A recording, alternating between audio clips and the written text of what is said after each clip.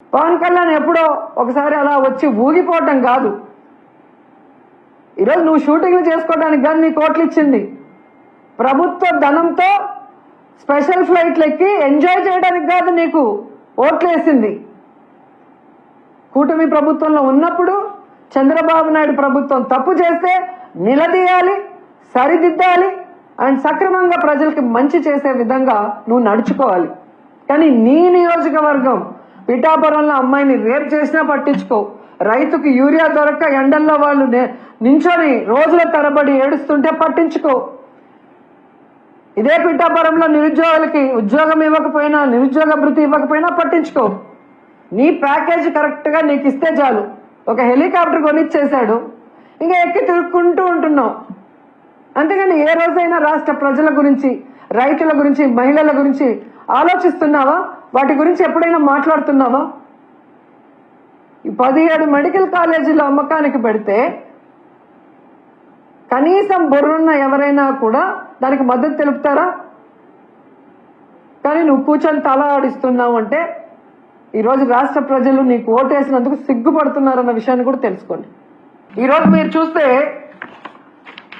Already నిర్మాణంలో ఉన్న ఈ 10 మెడికల్ కాలేజీలని పూర్తి చేయలేక మంత్రులతో వీళ్ళు మాట్లాడిచ్చే మాటలను కూడా ప్రజలు గమనించారు కాబట్టి ప్రజలు కూడా అసహించుకుంటున్నారు. ఈరోజు అనిత గాని, సవిత గాని, చంద్రబాబు నాయుడు గాని, పవన్ కళ్యాణ్ గాని, అచ్చెన్నాయుడు గాని ఎవరైనా కూడా వాళ్ళ కుటుంబంలో వాళ్ళు కూడా ఈరోజు డిస్కస్ చేసుకుంటుంటారు. ఏంట్రా వీళ్ళకి ఏమన్నా మెంటలా?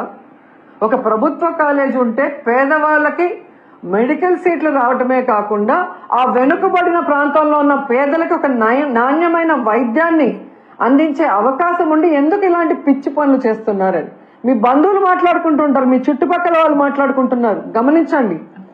ఎందుకంటే కోవిడ్ వచ్చినప్పుడు ఈ చంద్రబాబు నాయుడు చేతగానితనం వల్ల ఈ రాష్ట్రంలో సరి అయిన వైద్య సదుపాయం లేకుండా ఎంతమంది ఇబ్బంది పడ్డారో మేమంతా కళ్ళారా చూసాం. ఎందుకంటే మేమంతా ఆంధ్రాలో ఉన్నాం. వాళ్ళ నియోజకవర్గాల్లో ఉండి పార్టీలు చూడకుండా, కులం చూడకుండా, మతం చూడకుండా ప్రజలకు సర్వీస్ చేసిన వాళ్ళం.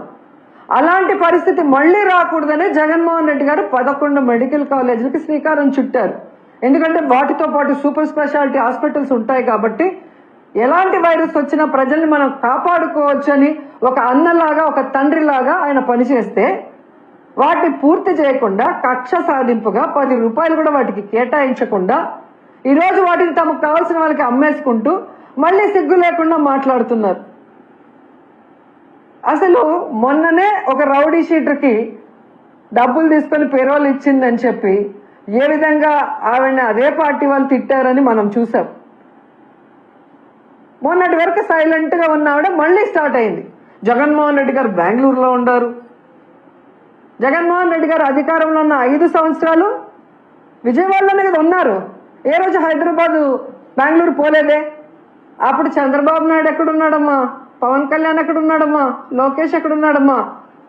ఆ 5 సంవత్సరాలు ఎక్కడున్నారమ్మా? ఏం చేస్తున్నారమ్మా మీ పార్టీ వాళ్ళు? ఈరోజు మాట్లాడుతున్నావు. ఈ రాష్ట్రంలో ప్రజలకు కానీ, రైతులకు కానీ, మహిళలకు కానీ మా పార్టీ నాయకులు మీ రెడ్ బుక్ రాజ్యాంగం వల్ల కష్టపడినా కానీ ఇమీడియట్ గా క్షణాల్లో ఇక్కడికి జగన్ గారు వస్తున్నారు, మాకు అండగా ఉంటున్నారు. రైతులకి అండగా నిలబడి మీ మెడలు వంచి ఏ విధంగా పని చేయిస్తున్నారో ప్రజలు గమనిస్తూనే ఉన్నారు. మీరు అధికారంలో ఉండి ఈ రోజుకి కూడా సక్రమంగా మీరు లేరు విజయవాడలో. ఫ్రైడే అయితే ఎవరమ్మా హైదరాబాద్కి పోతుంది? హైదరాబాద్ పోవటానికా డిప్యూటీ సీఎం పోస్టులు, ఎడ్యుకేషన్ మినిస్టర్ పోస్టులు, రెవెన్యూ పోస్టులు, హోంమంత్రి పోస్టులు, సీఎం పోస్టులు ఇచ్చేది? ఎవరున్నారు? ఫ్రైడే అయితే పారిపోతున్నారు, ఎంజాయ్ చేస్తున్నారు వీకెండ్లలో. 5 స్టార్ హోటల్లో రూములు పెట్టుకొని ఏ విధంగా సెటిల్మెంట్ దందాలు చేస్తున్నారో మీ పచ్చ పత్రికల్లోనే వచ్చాయి. కావాలంటే ఒకసారి చదువుకోండి. మేము రాసింది కాదు, మీ పచ్చ పత్రికలు రాశాయి. తెలుగుదేశం పార్టీ మంత్రులు ఏ విధంగా హైదరాబాద్ 5 స్టార్ హోటల్లో ప్రభుత్వ ధనాన్ని దుర్వినియోగం చేస్తూ, ఎంజాయ్ చేస్తూ, సెటిల్మెంట్లు ఎలా చేసుకొని సంపాదించుకుంటున్నారో మీ పచ్చపత్రికలు రాశాయి. చూసి సిగ్గుపడండి. మీరందరూ పారిపోవటం వల్లే ఆ రోజు ఎంజాయ్ చేయడానికి పారిపోవటం వల్లే ఆ రోజు విజయవాడ మునిగిపోవాల్సిన పరిస్థితి వచ్చింది. సక్రమంగా ఈడ ఉండి మంత్రులు ఆఫీసర్లకు గనక ఇన్స్ట్రక్షన్స్ ఇచ్చుంటే ఎందుకు విజయవాడ మునిగిపోయి ఉంటుంది?